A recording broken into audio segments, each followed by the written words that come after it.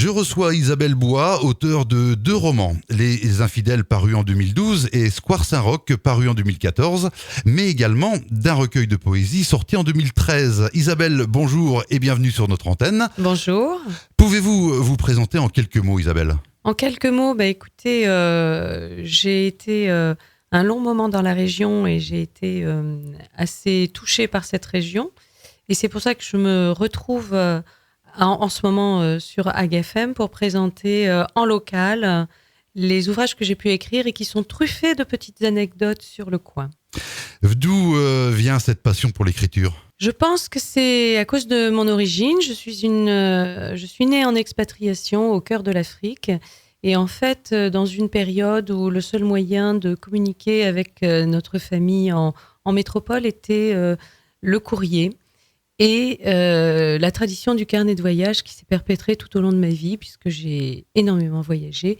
Et donc, tout au long de ces voyages, j'ai toujours rédigé des milliers de pages de carnet.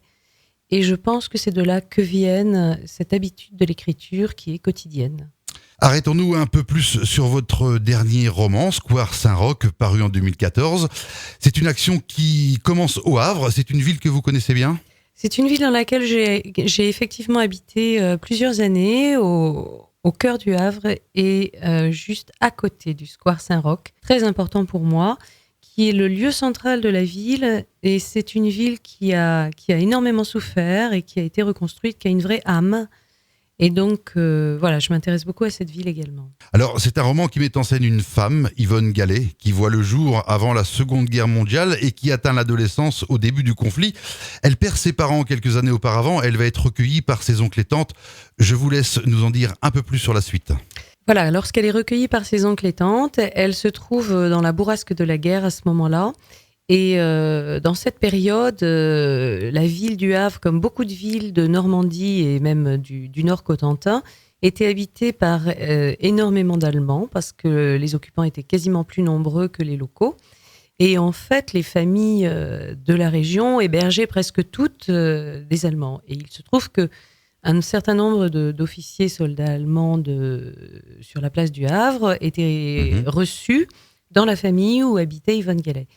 Et elle va vivre une aventure à ce moment-là qui changera et bouleversera toute sa vie. Et elle traversera, quelque temps après, ce qui est la clé de pivot de cette histoire, le grand bombardement du Havre du 5 septembre 1944. Et à partir de là, pour des tas de raisons, sa vie changera. Et le roman, l'histoire, se déplace à travers le temps et surtout à travers l'espace puisqu'elle va se déplacer vers l'Asie. Donc on s'arrêtera là pour ne pas en dire trop sur votre roman. Comment peut-on se procurer ce livre ? Avec tous les autres, c'est-à-dire le premier roman et le recueil de poésie, tout est disponible à la Galerie Bert dans la rue du Port à Cherbourg, dans le bar qui s'appelle le Ballon Rouge.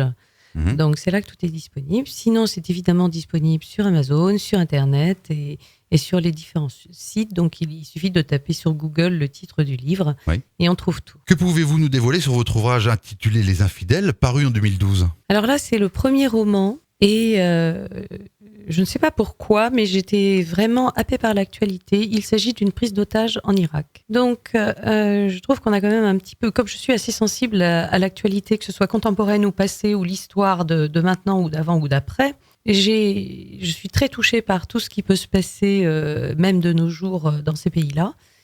Et voilà, il se trouve que j'ai écrit une histoire sur une prise d'otage en Irak, mais par contre, c'est un parti pris parce qu'elle évolue d'une façon tout à fait inattendue. Et j'ai surtout souhaité traiter l'environnement, c'est-à-dire la vie dans le désert irakien, avec tout ce que peut comporter le mode de vie, la chaleur, la poussière, la religion, la présence des djihadistes, etc.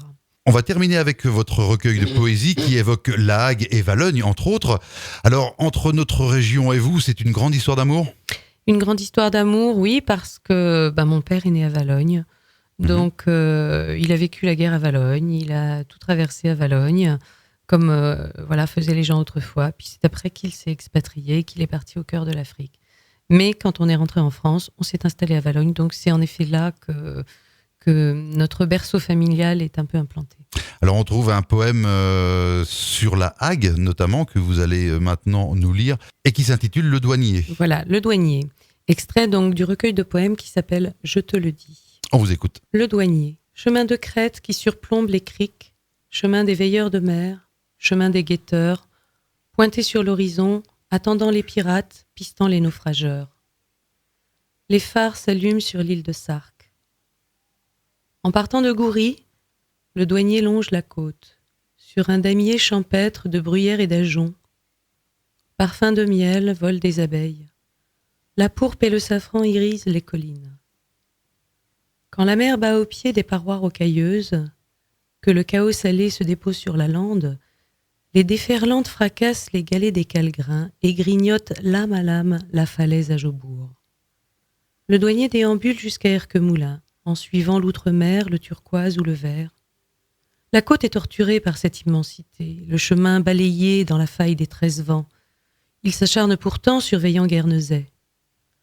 À bout de liberté, d'asphyxie et d'ivresse, à bout de ce ressac qui jamais ne le laisse, il s'incline, paisible, vers les langues de sable fin. Voilà qui devrait faire plaisir aux auditeurs locaux. Vous et moi, nous avons fréquenté et œuvré sur la même station de radio locale dans les années 80. Quels souvenirs gardez-vous de Radio Nord Cotentin ? Un plaisir, parce que Radio Nord Cotentin est sorti juste après l'ouverture des possibilités d'antenne, enfin je veux dire des radios libres, après l'élection de François Mitterrand. C'était un genre d'impression de liberté énorme. Et on a énormément travaillé, on s'est énormément amusé. Et c'était très très joyeux de pouvoir développer des choses nouvelles dans la ville de Cherbourg. Vous n'avez jamais pensé reprendre le micro ? Si, mais j'y pense toujours. Alors moi je vous le dis tout de suite, vous savez qu'il en faudrait peu pour que certains comme André-Jacques Le Goupil notamment ou Thierry Massart ne replongent dans l'univers radiophonique. Thierry Massart est venu présenter J'aime le Cotentin, le stickers J'aime le Cotentin sur Ag FM. Donc le virus est encore présent. Le virus est présent et puis moi j'étais hier soir avec Soledad Mao, donc ma complice de l'émission Whisky Coca du samedi soir en 82 ou 3 et d'ensuite l'émission Complice et nous sommes en contact très régulier avec André Jacques et avec Thierry Massart, ce qui veut dire que moi qui n'habite plus en local, et ben, si jamais un jour je devais revenir en local, tout est permis. Il y a de la place sur Ag FM. Souhaitez-vous ajouter quelque chose, Isabelle, avant de clore cette interview ? Bah écoutez, je dois repartir demain, mais je reviendrai avec beaucoup de plaisir de toute façon parce que j'adore la région, même si je voyage toujours très loin. Je vous laisse donc rejoindre Le Havre et je vous souhaite bien sûr beaucoup de succès pour vos ouvrages présents et à venir. Donc ils sont disponibles, comme j'avais dit, au Ballon Rouge, rue du Port à Cherbourg, chez Gwenaël Guézenec. Le message est passé, merci Isabelle. Merci.